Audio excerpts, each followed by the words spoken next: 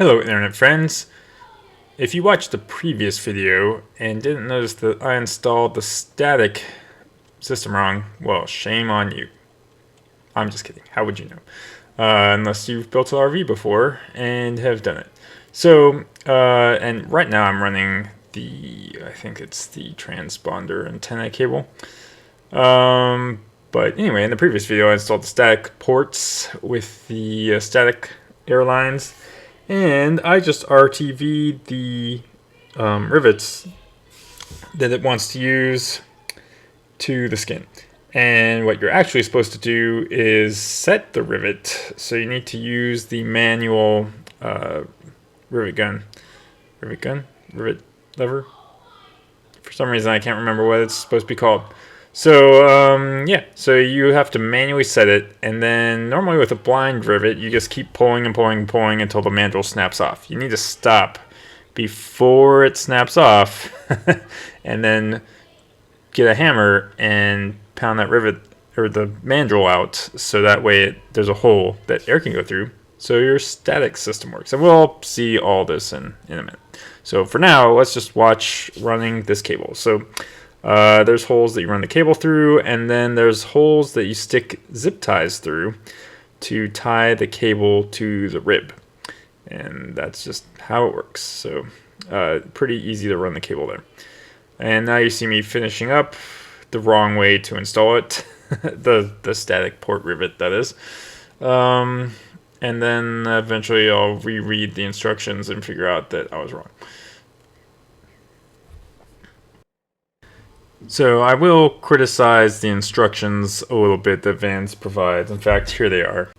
And as you can see, they're for the RV-6, so I'm sure this was drawn 20 years ago. So, Vans, if you want to take, I don't know how long it takes, 20 minutes to update it, just put a picture of a manual rivet gun in there, so that way it's more clear that to idiots like me that can't read that it specifically says when you set the rivet, that's what you're supposed to do. Yeah, if there was a picture of that, then that would help smooth brain idiots like me figure out what I'm supposed to do with that rivet. So yeah, there we go. Oh, so there's another line that we run here, then that's the ELT line. So again, there's holes that you just put the zip ties in and zip tie that line there. So today also I received my replacement horizontal stabilizer bracket doublers and attach bars. So we're going to deburr those, prime them, and then put them into the bulkhead assembly. And I'm going to make some mistakes here where I'm not smart and I don't take the bulkhead out of the plane. I'm like, well, I'll just rivet it in place, and that hilarity ensues. So I'll just say that. In fact, I don't think that's this video. I think it's in the next video.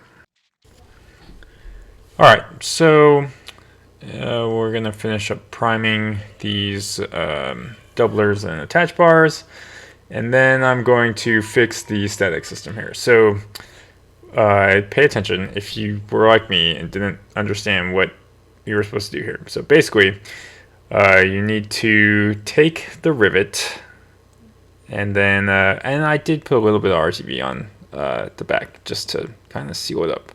So then you manually set the rivet, but don't break the mandrel off, because then you're screwed.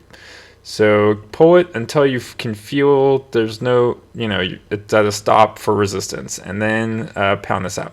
Now, be smarter than me, because I made a tiny little dent there pounding it out. So you're going to want something like a bucking bar behind that rivet when you pound it out.